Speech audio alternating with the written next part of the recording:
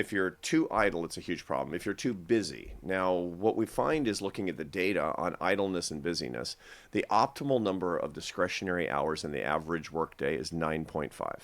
Okay. Okay. The average number of discretionary hours a person gets is 1.8. Now, the reason it turns out that it's that they get 1.8 when they need 9.5 is, and that they're going in the wrong direction, is because they're more afraid of idleness than they are of busyness, Yeah. because idleness is more miserable than busyness. And so they overcorrect and make a mistake in the wrong direction. Right. That's what most people do. Yeah.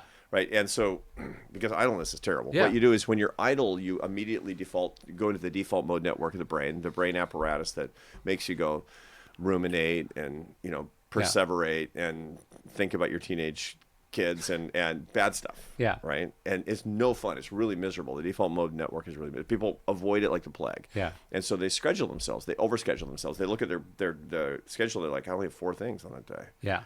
I'm going to put in more, because they're implicitly afraid of the default mode network and idleness. Yeah. You got to get over that fear and say the ideal day has 3 things in it. Yes. The ideal day has a thing, and you also know yourself to protect the part of the day when you actually need to be thinking and writing and doing creative work, and then only parts of the day that you can schedule up where they make sense and you have tons of time between them. Yeah. And so I'll tell people to just make 3 or 4 commitments, Yeah.